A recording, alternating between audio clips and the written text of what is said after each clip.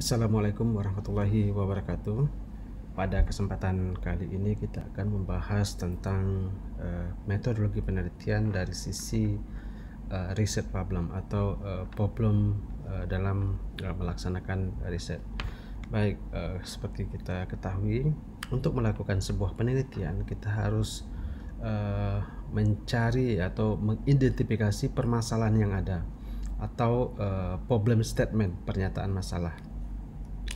Dalam kesempatan kali ini kita akan membahas beberapa hal, yaitu masalah dalam riset atau riset problems. Setelah itu kita akan membahas pernyataan dan identifikasi masalah atau identifikasi dan pernyataan masalah, pemilihan permasalahan untuk diteliti. Jadi tidak semua permasalahan itu kita bisa mengangkat untuk diteliti.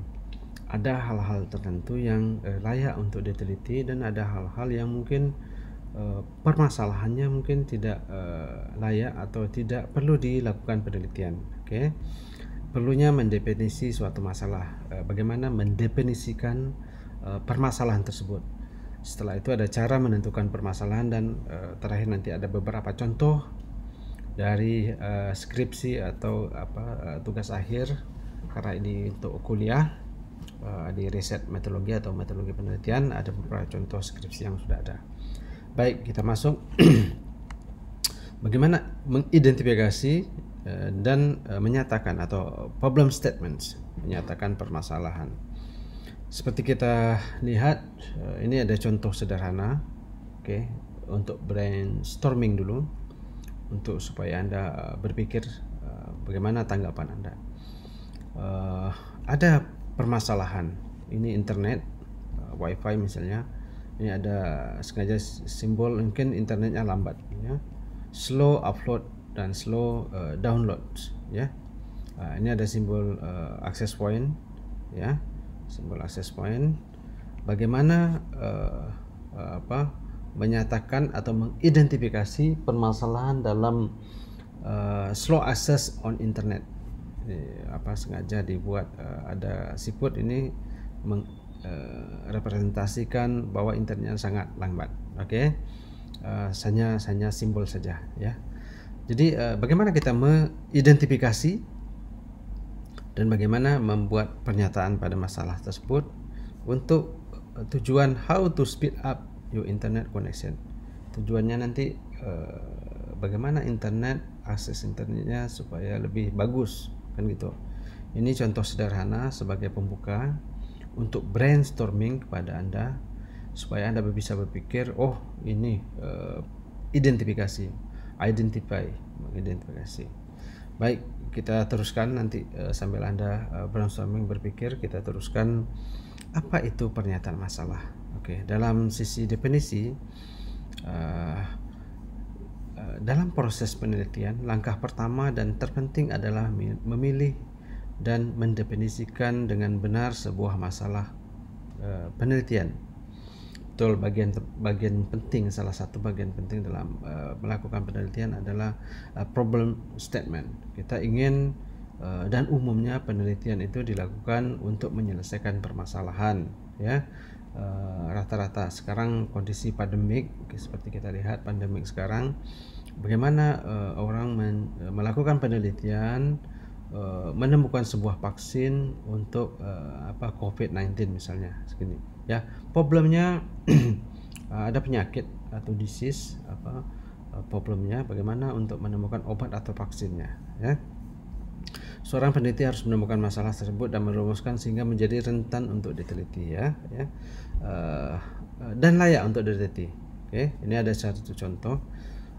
Seorang peneliti juga harus sense seperti seorang dokter medis. Seorang dokter harus melakukan pemeriksaan terhadap pasiennya, mengamati sebelum mengambil kesimpulan atau mendiagnosis apa penyakit yang diidap dari pasien tersebut. Begitu juga peneliti, mengamati, mengidentifikasi, setelah itu membuat pernyataan masalah, apa permasalahan sebenarnya, dan penelitian yang dilakukan sesuai dengan tujuan reflected, mengadres, menyelesaikan dari masalah tersebut.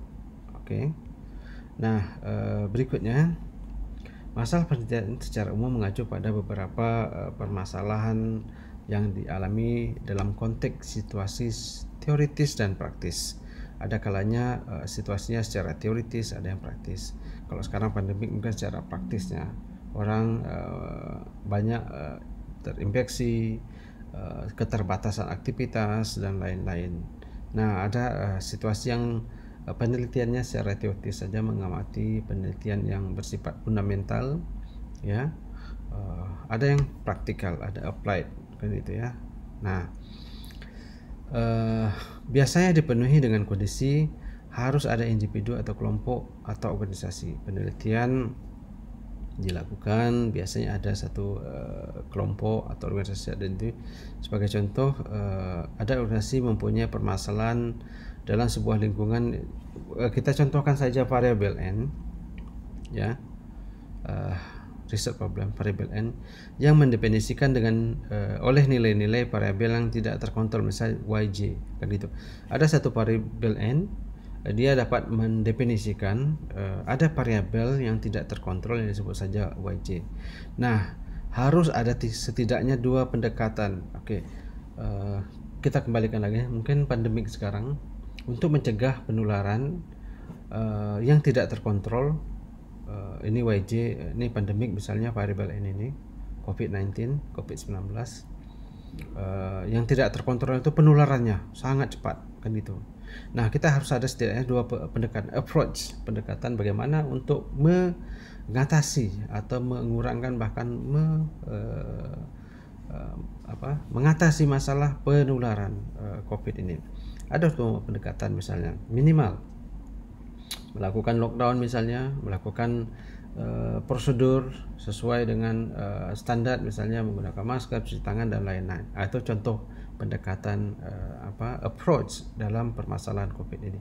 Ini contoh pendekatannya C1 dan C2. Harus ada dua, okay? Untuk research problem. Seterusnya harus ada setidaknya dua kemungkinan hasil. Nah, kalau tadi ada approach pendekatan C1 dan 2, diharapkan ada mendapatkan hasil atau target.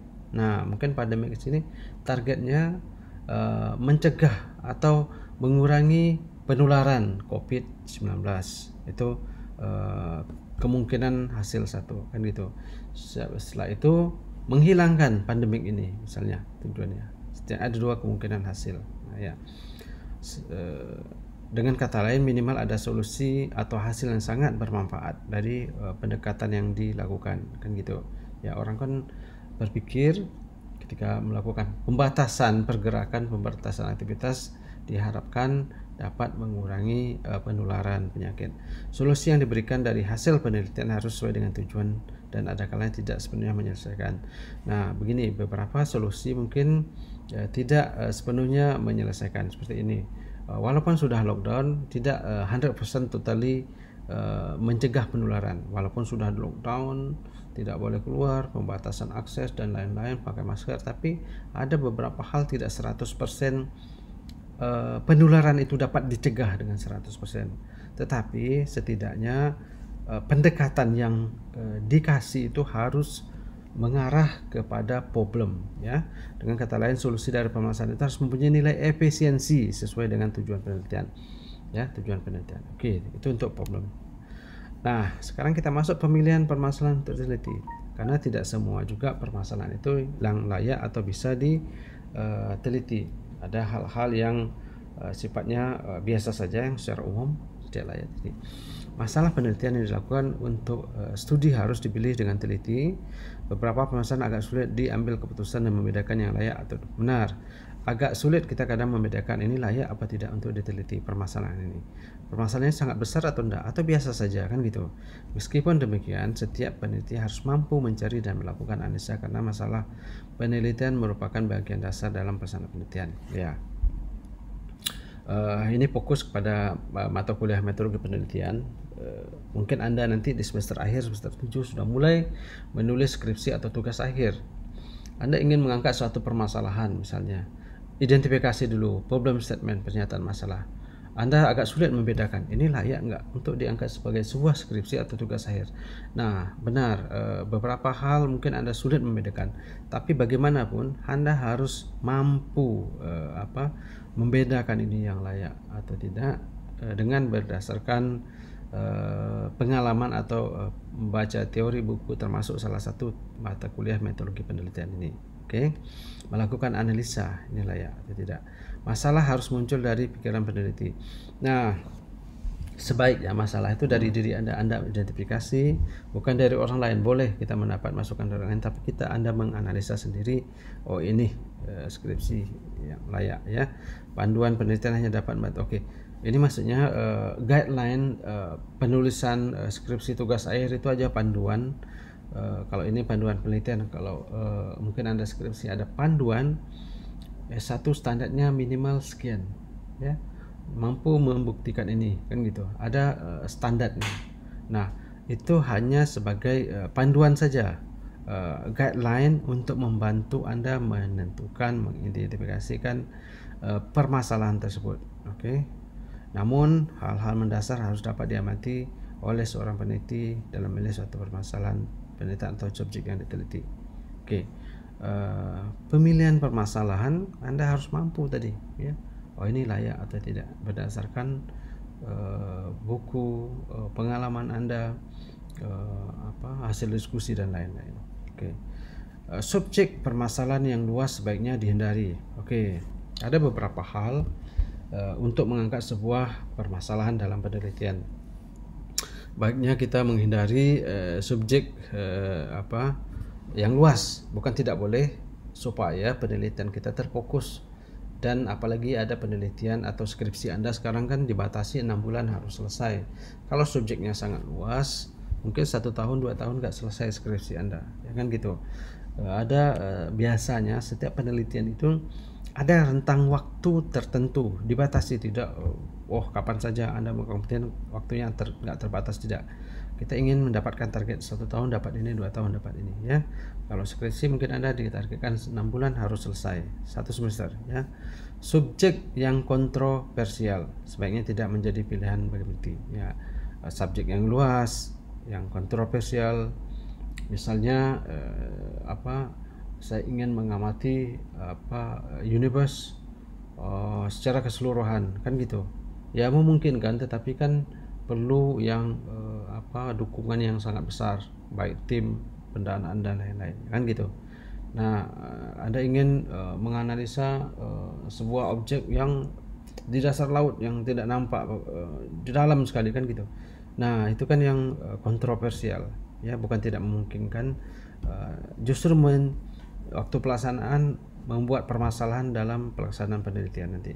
Masalah yang terlalu sempit atau tidak jelas subjeknya, yang tidak jelas penelitiannya, nggak tahu targetnya apa, tujuannya apa, ada problem tapi nggak jelas kan gitu ya. Oke. Subjek penelitian dipilih dan disarankan harus familiar dan layak sehingga memudahkan peneliti.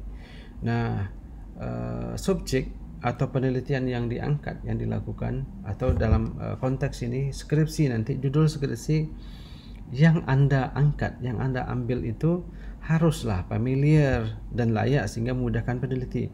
Sebagai contoh sederhana, di teknik informatika kita sekarang ada beberapa konsentrasi, ada jaringan, ada security, networking and security, ada artificial intelligence, ada multimedia.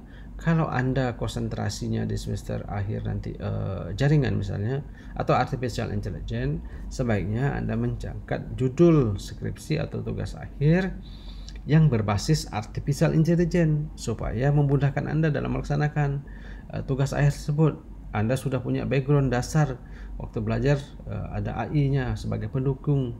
Jangan nanti Anda ambil konsentrasi multimedia, nanti ada judul permasalahan dikasih yang atas umum jaringan, sehingga Anda tidak kuat untuk dasar dari jaringan, Anda tidak banyak belajar dan lain-lain, sehingga harus belajar lagi. Nah, itu maksudnya ya, mencari bahan dan sumber sesuai dengan kapasitas peneliti tersebut ya.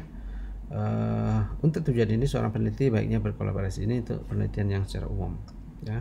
Kalau skripsi Anda mungkin Anda bisa diskusi dengan kawan-kawan Anda. Baik, seterusnya pentingnya kualifikasi sebuah subjek sebagai pertimbangan. Dikualifikasi ya, kualifikasi problem ini atau subjek ini gimana presentasinya, ini layak, nah ini nomor 2, ini bagus, atau ranking kualifikasinya kan gitu. Anda punya permasalahan beberapa, misal 2, 3 atau 4, 5 permasalahan, Anda kualifikasi ini. Ini penelitian ini sangat baru dan banyak dibutuhkan. Anda harus bisa mampu mengkualifikasi hal tersebut, ya, dengan catatan apakah peneliti mempunyai pengetahuan yang cukup, ya. Dengan kata lain, beberapa sebelum mengambil keputusan akhir suatu masalah, seorang peneliti harus membuat kesimpulan pada diri sendiri. Kesimpulan Anda buat, ya. Tapi Anda harus mampu mempunyai pengetahuan yang cukup untuk mengkualifikasi subjek tersebut, ya. Apakah studi yang penelitian dilakukan mempunyai anggaran yang cukup? Nah, Anda mengkualifikasi dari berbagai faktor, berbagai aspek. Kalau subjek ini atau ini diangkat untuk diteliti, permasalahan ini diangkat untuk menjadi skripsi, Anda mampu nggak punya seperti tadi contohkan, Anda backgroundnya AI, ambil judul jaringan, Anda tidak mempunyai background yang kuat sehingga bermasalah nanti. Seterusnya punya dana nggak? Pendanaan. Nah, identik penelitian dan pendanaan ini sangat identik. Kalau nggak ada dana, kita mungkin agak berat. Walaupun Anda membuat skripsi, minimal ada cost involved di sana, ada cost, ada biaya di sana, ya. Apakah diperlukan kerjasama dalam pelaksanaan? Beberapa penelitian perlu melibatkan pihak ketiga untuk melaksanakan penelitian, baik dalam bentuk diskusi, baik dalam bentuk pengujian nanti. Mungkin pihak ketiga mempunyai fasilitas yang bisa kita pinjam untuk melakukan pengujian. Nah, jika jawaban di atas semua terpenuhi, maka peneliti layak untuk mengajukan permasalahan dan objek yang akan ditelitinya harus terpenuhi juga. Pemilihan permasalahan harus didahului dengan studi pendahuluan. Nah, makanya di bab 1 deskripsi Anda itu ada introduction atau pendahuluan.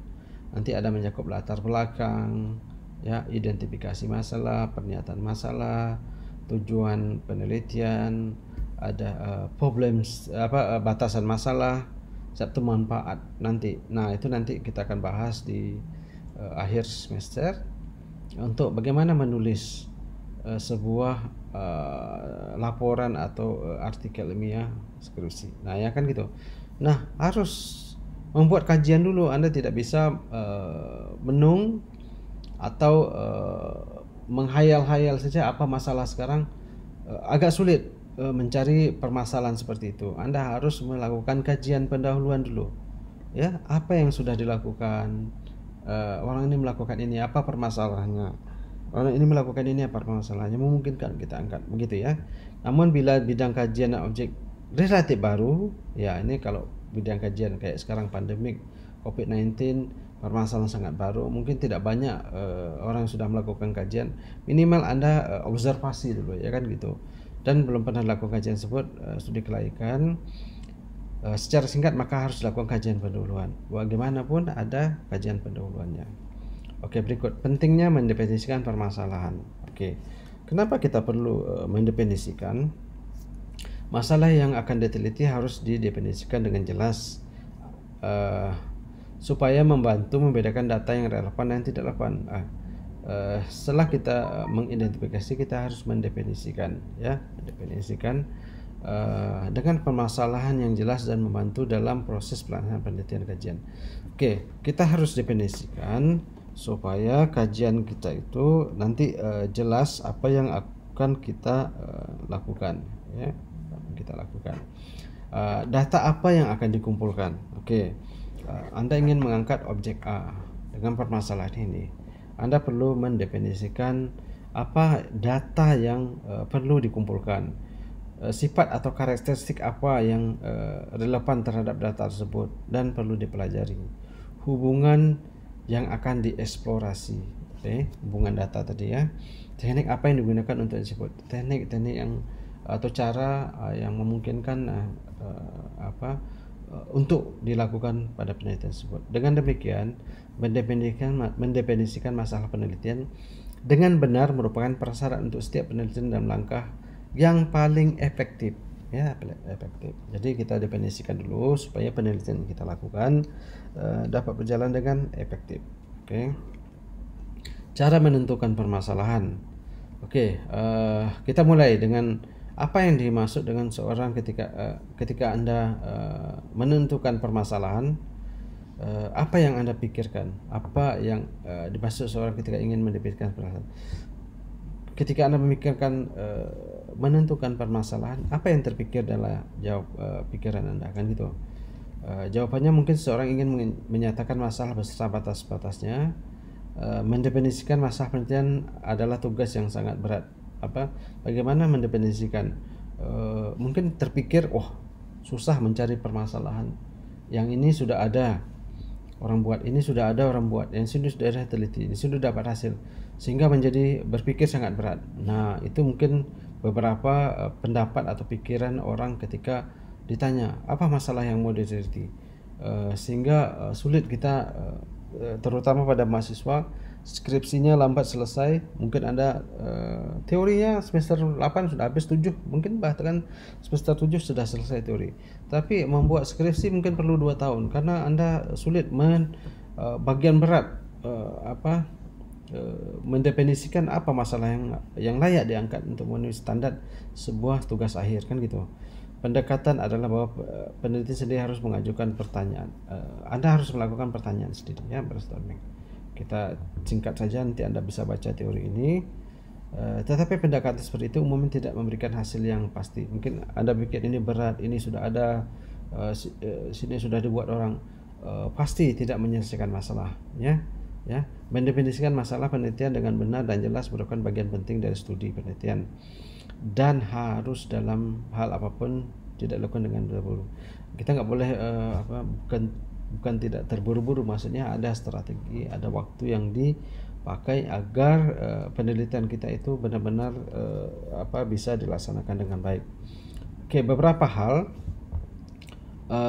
melibatkan langkah-langkah itu: pernyataan masalah secara umum, memahami sifat masalah, mensurvei literatur yang tersedia, mengembangkan ide melalui diskusi, dan menyusun ulang masalah penelitian menjadi proposisi kerja, ya, kan gitu. Oke, kita ada beberapa hal, banyak yang kita akan bahas, kita cepat saja. Pernyataan masalah secara umum, pertama-tama masalah harus dinyatakan secara umum dan luas. Kita ambil secara luas dulu. Pandemik 19 sekarang, bagaimana pandemik itu? Apakah lokal atau nasional atau internasional? Sekarang sudah secara umum semua negara, hampir semua negara sudah terinfeksi, ya. Oke, secara luas dulu kita bahas. Bagaimana kondisi kita mungkin di Indonesia, ya. Baru kita persempit. Apa yang kita bisa kaji di lingkungan kita, kan gitu, ya. Beberapa hal praktis, ilmiah dan intelektual. Oke, dalam penelitian bidang sosial dianjurkan untuk melakukan observasi. Nah, dari pendekatan seperti yang sebelum disampaikan, ada pendekatan secara pendekatan penelitian, kualitatif dan kuantitatif. Secara kualitatif, misalnya bidang sosial dianjurkan untuk melakukan observasi lapangan, ya, observasi lapangan dulu. Dapat melakukan survei awal, kemudian peneliti sendiri dapat melakukan identifikasi masalah dan merumuskannya. Oke, dinyatakan secara umum bermakna berbagi ambiguous, mengemukakan masalah secara umum dan kemudian mempersempitnya dalam frase masalah secara teknis. Jika permasalahan dinyatakan secara umum dapat mana sebagai ambiguous, untuk mengurangi tadi, makanya kita buat secara umum kemudian mempersempitnya scope, ya kan, supaya fokus, supaya tidak ambigu. Memahami sifat masalah, ini kita bahas satu-satu dari poin yang tadi, dari poin ini kita akan bahas detail, ya. Langkah selanjutnya adalah mendefinisikan masalah, ada asal dan sifat dengan jelas, ya. Cara terbaik untuk memahami masalah adalah dengan mendiskusikan dengan orang lain sesama bidang kajian. Nah, Anda mungkin di tugas akhir nanti Anda diskusi dengan kawan-kawan Anda atau yang lain, bagaimana penelitian ini, cocok nggak diangkat, atau masalah ini bagaimana menurut Anda. Nah, kan bisa diskusi. Survei literatur salah satu cara untuk mengetahui permasalahan yang sudah ada dan apa saja solusi yang sudah dibuat orang, kan gitu. Ini semua literatur yang sedia tentang masalah yang ada harus disurvei dan diperiksa sebelum definisi masalah penelitian diberikan, kan gitu. Peneliti diharapkan meluangkan waktu untuk meninjau penelitian sudah dilakukan tentang masalah yang terkait. Nah, kembali ke contoh pandemik COVID-19, banyak peneliti atau berbagai negara melakukan penelitian di labor, bahkan 24 jam penelitian bagaimana menemukan sebuah vaksin, kan gitu ya. Nah, kita harapkan spend waktu apa yang dia buat, apa yang kita buat, terutama penelitian yang sudah umum, kan gitu. Apa yang sudah dibuat, sejauh mana hasilnya, dan apa yang akan kita buat supaya tidak mengulangi, dan bukan mengulangi, boleh mengulangi, tetapi kita tidak mengulangi yang sudah orang hasilkan, sudah proof, kan gitu ya. Oke. Seterusnya, mengembangkan ide melalui diskusi. Nah, diskusi sangatlah diperlukan ya. Diskusi tentang suatu masalah seringkali menghasilkan hasil berguna. Oke. Kita berpikir sendiri, dengan berpikir banyak orang, brainstorming, berdiskusi dapat menghasilkan keputusan yang lebih baik ya, karena pendapat dari banyak orang. Berbagai ide baru bisa dikembangkan dengan diskusi. Oleh karena itu, seorang peneliti harus mendiskusikan masalah dengan rekan-rekannya. Sebaiknya ya, sebaiknya. Makanya penelitian itu biasanya dalam satu tim, ada grup. Jarang dilakukan sendiri-sendiri kecuali skopnya sangat kecil, kan gitu. Nah, dengan diskusi kita ingin mendapat masukan dari berbagai orang, bagaimana pendapatnya, sehingga mendapat ide-ide baru ya, ide-ide bagus ya. Lebih lanjut, berdiskusi tentang rumusan masalah khusus yang dihadapi, kan ya. Tetapi juga harus diperhatikan pendekatan umum untuk masalah yang diberikan, teknik yang mungkin digunakan, solusi yang mungkin, dan faktor pendukung lainnya. Oke,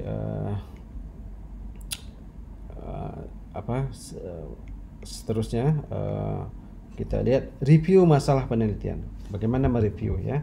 Peneliti harus melakukan review untuk masalah penelitian yang sudah diusulkan menjadi proposal kerja. Direview lagi ya. Setelah kita dapat problem yang kita angkat, kita harus recheck lagi ya. Seperti kita ingin mengirim suatu barang, kita sudah sampai di tempat pengiriman barang, kita pastikan cek lagi sudah dibungkus dengan bagus, alamatnya sudah benar, dan lain-lain. Walaupun kita sudah tulis dari rumah alamat yang akan dituju, mereview lagi, mengecek lagi, memastikan lagi ya. Oke. Hal-hal berikut juga harus diperhatikan sebentar memiliki suatu permasalahan, kan itu. Ini kembali tadi, peneliti harus melakukan review untuk masalah penelitian yang sudah diusulkan menjadi proposal kerja, kan gitu. Kita sudah mengajukan deskripsi, sudah melakukan buat proposal masalah ini, harus review. Bisa jadi kita ada sedikit fine tuning, ada sedikit perubahan ya, bukan totally tapi minor saja. Oke, hal-hal berikut yang perlu diperhatikan: istilah dan kata dalam frasa teknis, asumsi yang berkaitan ya, pernyataan langsung tentang nilai investigasi, kesesuaian periode, waktu dan sumber data, ruang lingkup investigasi atau batasan di mana masalah yang dipelajari atau disebutkan secara eksplisit dalam mendefinisikan masalah penelitian. Nah, ini beberapa hal hal berikut yang harus diperhatikan, kan gitu. Seterusnya, dapat kita simpulkan, nanti kita masuk ke sebagai contoh, beberapa contoh. Dapat disimpulkan bahwa pendefinisian masalah penelitian seringkali mengikuti suatu pola sekuensial, berurutan ya. Seperti sekuensial, salah satu contoh begini. Teknologi komunikasi misalnya, dulu ada handphone 1G, 1G, 2G, 3G, 4G, 5G, sekarang bahkan ke depan orang melakukan penelitian untuk 6G. Ada sekuensial, ada urutannya, ya kan gitu ya. Oke, masalah yang dinaikkan secara umum, ambiguous, diselesaikan. Dalam proses review kembali untuk menghasilkan rumusan masalah yang lebih spesifik sehingga menjadi lebih realitas dalam hal data dan sumber daya yang tersedia, dan juga bermakna secara analisis. Dari semua hal tersebut akan menghasilkan rumusan masalah penelitian yang didefinisikan dengan baik dan tidak hanya bermakna dari sudut pandang proses, tetapi juga sama-sama mampu membuka jalan bagi pengembangan hipotesis penelitian dan sarana memecahkan masalah. Ini kesimpulan. Jadi problem statement, pernyataan masalah, bagian dasar, bagian awal dalam memulai sebuah penelitian. Penelitian ini dalam konteks bisa jadi penelitian secara umum atau dalam membuat tugas akhir Anda.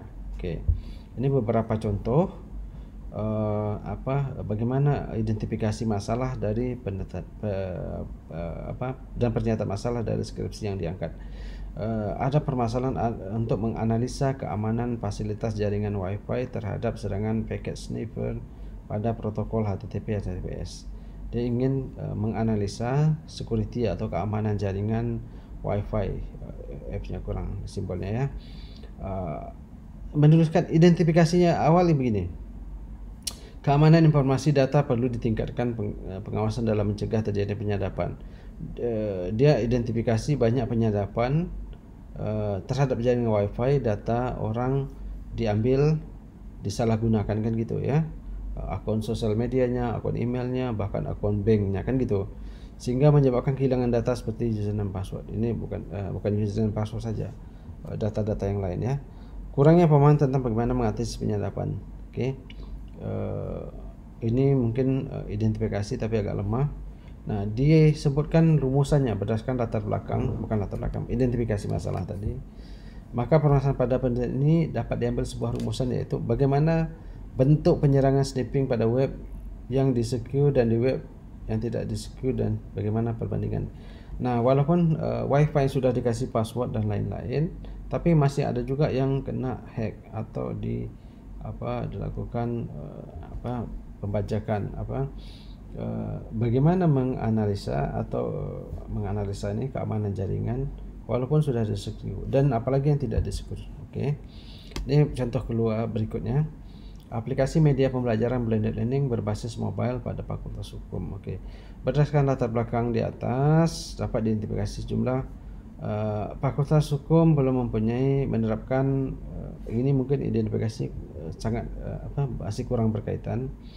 Tidak adanya wadah tetap menyebarkan materi dan mengirim tugas yang diberikan. Mungkin belum ada metode online pembelajaran blended learning. Ini identifikasinya. Survei awal ya.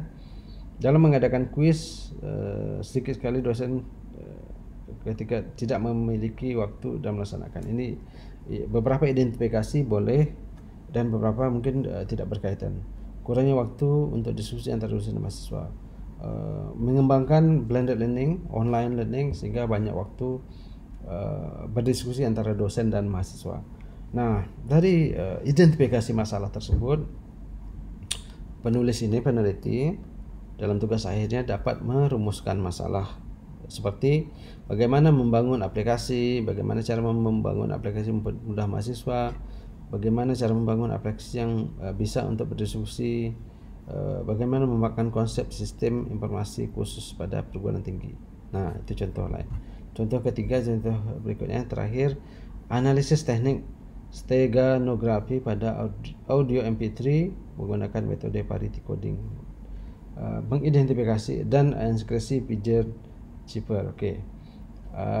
Nah, identifikasi masalahnya.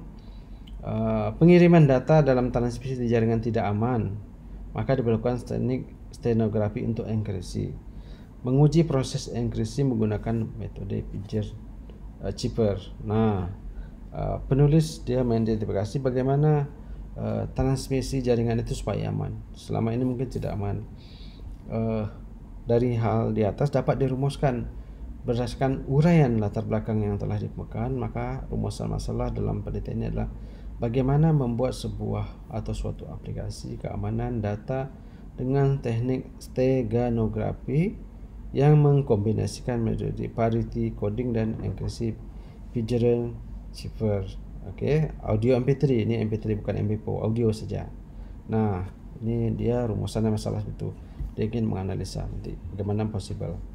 Nah, terakhir brainstorming. Kalau tadi brainstorming tentang Wi-Fi yang lambat, kita sekarang brainstorming tentang analisa kemacetan lalu lintas pada persimpangan jalan menggunakan metode A ya. Traffic jam atau kemacetan lalu lintas. Apa yang terpikir dalam pikiran Anda? Apa yang Anda bisa angkat dari kondisi ini untuk diidentifikasikan permasalahannya ya, dan seterusnya merumuskan permasalahan tersebut. Oke, ini sudah start jam ya. Sebagai contoh, Terjadi kemacetan dan antrian yang begitu panjang. Identifikasi masalah. Antrian sangat panjang kan gitu ya. Panjang antriannya ya. Tidak adanya rambu atau lampu lalu lintas yang tengah kendaraan. Walaupun ada nih lampu, mungkin tidak hidup kan gitu ya. Lampu mati, lampu traffic light-nya mati kan gitu. Ya, kepadatan lalu lintas terutama pada jam kantor pagi dan sore. Ini kita berdasarkan survei pengamatan ada beberapa hal yang kita identifikasi. Nah, dari sini dapat kita satu bentuk menyatakan permasalahan, problem statement-nya.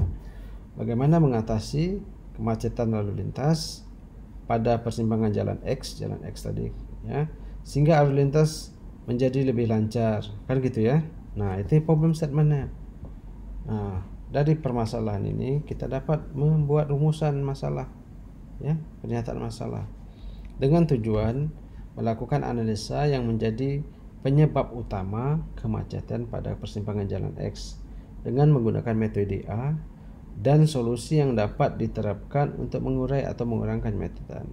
Kita melakukan analisa penyebab utamanya apa? Ya, apakah tidak ada lampu lalu lintas, jalannya kecil, ya, tidak ada rambu dan lain-lain, atau kendaraan tertentu saja, rambu untuk kendaraan kecil saja misalnya. Nah, tujuannya itu dapat kita identifikasi, menyatakan masalahnya, kita buat satu tujuan, kita buat batasan supaya skopnya lebih tidak meluas tadi yang di awal kita bahas, jangan terlalu luas. Kita ingin membahas dari berbagai aspek sehingga penelitian sangat lama, tidak menghasilkan yang dalam waktu tertentu, masih belum dapat menghasilkan, masih melakukan penelitian ya. Penelitian ini hanya dilakukan pada persimpangan X. Kita akan mengamati simpang X ini saja, karena setiap simpang mungkin berbeda. Kalau ini simpang 4 2 jalur ya, simpang lain mungkin berbeda kondisinya. Metode yang digunakan adalah metode A, misalnya teknik ini analisa menggunakan tools ini, dan dengan asumsi kondisi lalu lintas normal. Normal di sini kondisi tidak bencana, tidak ada hujan, tidak darurat dan lain-lain ya, kondisi normal ya. Pemantauan dilakukan pada jam sibuk kantor pagi dan sore. Nah, ini salah satu contoh di bagaimana mengidentifikasi dan merumuskan suatu permasalahan. Nah, mungkin ini pembahasan kita untuk kali ini, bagaimana menyatakan sebuah permasalahan dalam penelitian. Penelitian ini dalam konteks Anda sebagai mahasiswa belajar metodologi penelitian, bahkan di bab pertama Anda sudah ditanya ya. Di bab pertama Anda sudah ditanya bagaimana mengidentifikasi masalah, membuat problem formulation, memformulasi permasalahan itu. Di bab 1 bab 1 pendahuluan, satu latar belakang, nanti ada identifikasi masalah.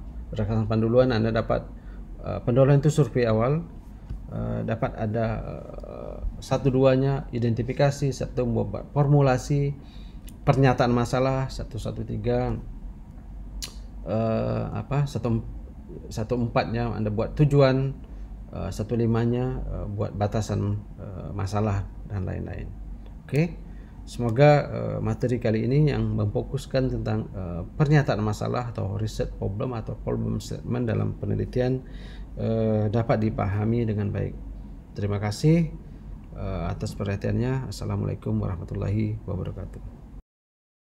Terima kasih sudah menonton video ini dan nantikan materi menarik lain pada video berikutnya, serta jangan lupa untuk subscribe dan like. Terima kasih atas perhatian Anda semua. Wassalamualaikum warahmatullahi wabarakatuh.